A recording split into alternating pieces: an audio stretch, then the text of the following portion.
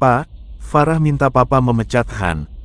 Pak Syamsul tersentak kaget mendengar permintaan Farah.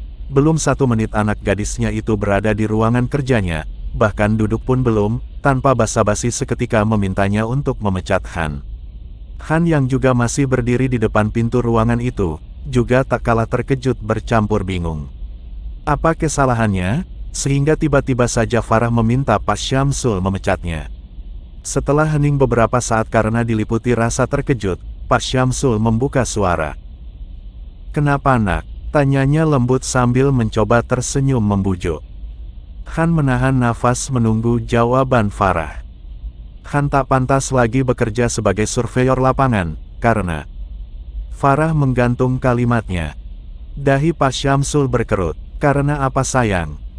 Farah menatap tajam Han. Karena Han mangkir dari tugasnya sebagai surveyor, dia terlalu kepo sama urusan Farah. Dia tertangkap basah mengikuti Farah kemanapun. Makanya sekarang Farah balikin dia ke Papa untuk dipecat. Wah, gawat ini. Han ketahuan Farah mengikutinya. Gumam Pak Syamsul risau dalam hatinya. Bahu Han melemas. Tadi ia sudah lega karena berhasil menyelamatkan Farah dari ancaman geng bermotor Udin. Walaupun Farah sempat mencurigainya sebagai orang suruhan Pak Syamsul untuk mengawasinya, tapi dengan kebohongan yang sampai detik ini membuat hatinya tak tenang, ia berhasil meyakinkan Farah bahwa ia hanya sekedar kebetulan saja mengikuti gadis itu, karena menuruti rasa penasaran. Setelah itu, ketika Farah mengajaknya untuk menemui Pak Syamsul, ia mengikuti tanpa prasangka apapun. Tak ada angin tak ada hujan apalagi petir, tiba-tiba saja gadis itu meminta Pak Syamsul memecatnya. Pak Syamsul terdiam lama, sesaat bingung mau menjawab apa. Ia mengalihkan pandangannya pada Han, pandangan permohonan maaf. Ia tahu betul watak aneh Farah, yang tidak bisa menerima penolakan. Bisa berantakan seisi kantor itu diamuk Farah, kalau penyakit aneh anak itu kambuh. "Maaf Han." Pak Syamsul menghela nafas dalam, mencoba mencari kata-kata yang paling tepat agar tidak menyakiti perasaan Han. "Saya terpaksa menuruti permintaan Farah. Kamu bisa berhenti bekerja mulai hari ini. Kamu akan diberi pesangon yang pantas." Anehnya, Farah tiba-tiba tertawa cekikikan. "Wah, asyik, enak bener nasib lo Han. Kerja tak sampai 2 hari, dipecat, dapat pesangon." Han diam saja, menahan gemuruh di dalam dadanya. Ini anak kok senang sekali mempermainkan nasib orang. Batinnya geram. "Pesangonnya berapa Pak?" kata Farah sambil melirik jahil pada Han. 10 juta, jawab Pak Syamsul tanpa berpikir panjang, karena dalam hatinya ia menyimpan rasa bersalah pada Han, yang terlihat terpukul akibat habis dipecat, padahal baru 2 hari bekerja. "Ya, asyik," malah Farah yang berseru kegirangan. "Han, lo punya banyak uang sekarang. Lo harus traktir gue atas jasa gue yang merekomendasiin lo buat dipecat, sehingga lo dapat pesangon besar." Han masih terdiam dalam rasa geram dan gusar yang berkecamuk di dada dan kepalanya.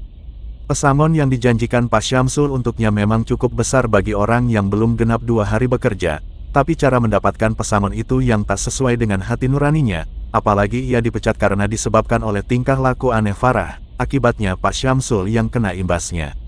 Ia kasihan pada bosnya itu, yang jadi terlihat linglung menghadapi perangai aneh anaknya.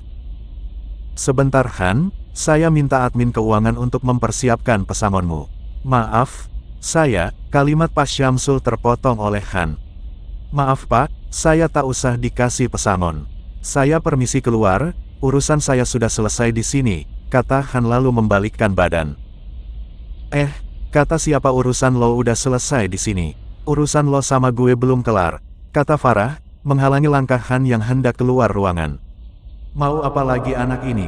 pikir Han tambah gusar ketika menahan langkahnya. Dahi Pak Syamsul langsung mengernyit. "Sayang, apa lagi? Tolonglah jangan ganggu Han. Kamu sudah membuatnya kehilangan pekerjaan." "Iya benar," ucap Farah tanpa beban. Farah udah buat Han kehilangan pekerjaan, dan akan membuatnya dapat pekerjaan baru.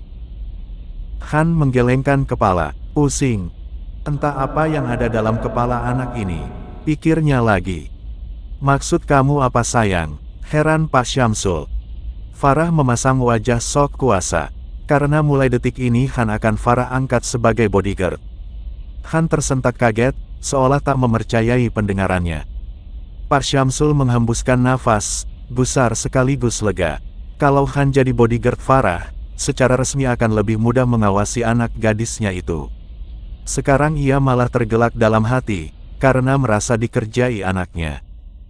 "Hei Han, ngapain lo bengong? Lo gak mau jadi bodyguard gue? Lo gak suka?" tegur Farah sambil mendelik-delikkan matanya pada Han. "Han," Pak Syamsul turut menegur Han yang terdiam lama. "Kamu sekarang jadi bodyguard Farah. Cuma pergeseran posisi dari surveyor ke bodyguard. Gimana? Mau kan?" Jelasnya dengan nada membujuk. Sedikit khawatir Han menolak tawaran itu, karena tak sabar dan tak kuat mental menghadapi perangai anak gadisnya yang aneh itu. Iya Pak," sahut Han cepat.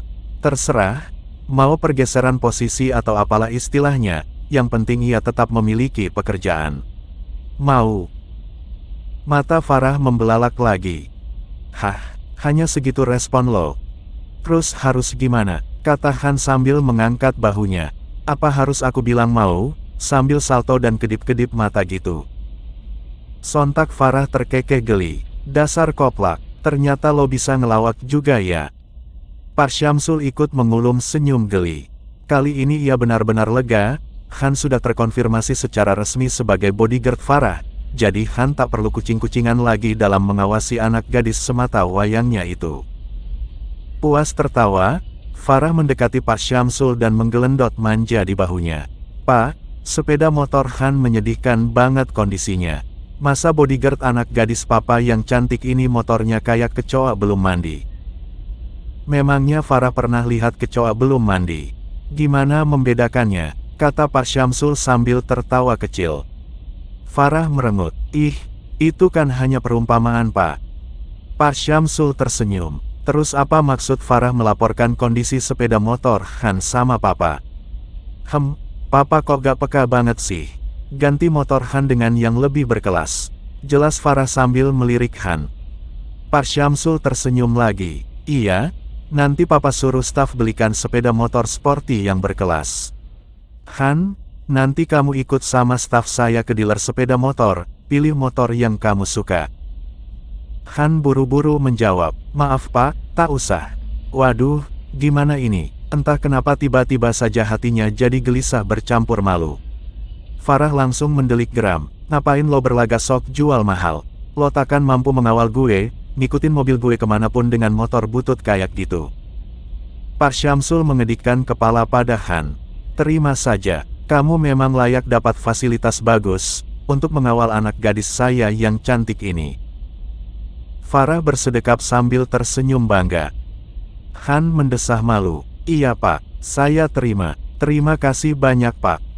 Farah mendelik lagi. "Lo gak berterima kasih sama gue. Gue udah buat lo dapat pesangon sekaligus motor sport baru." Han tersenyum kaku. "Makasih Farah." Mau tak mau Pak Syamsul tertawa juga melihat kelakuan anak gadisnya, yang berhasil membuat Han jadi riku begitu. Han menoleh ke Pak Syamsul. "Maaf Pak, pesangonnya gak usah. Seperti kata Bapak tadi, saya kan hanya digeser posisinya dari surveyor ke pengawal Farah." "Set," bisik Farah sambil mempelototi Han. "Awas kalau lo tolak pesangonnya," ancamnya sambil mengacungkan tinjunya. Pak Syamsul tertawa lagi. "Jangan sungkan, terima saja Han. Itu rezeki kamu." "Alhamdulillah," ucap Han pelan. "Terima kasih Pak." "Terima kasih Farah," sambungnya ketika Farah, yang untuk kesekian kali, mendeliknya. "Oke, berarti sudah jelas ya. Han sekarang resmi jadi pengawal Farah," kata Pak Syamsul. "Bodyguard Pak," koreksi Farah. Pak Syamsul tergelak. "Kan sama aja maksudnya sayang." Farah mencibir. "Biar terdengar lebih keren aja Pak." "Iyalah, terserah, yang penting kamu senang," ucap Pak Syamsul mengalah. "Farah bisa tunggu di luar sebentar. Papa mau bicara sama Han." "Kenapa Farah harus keluar Pak? Apa yang mau Papa bicarakan?"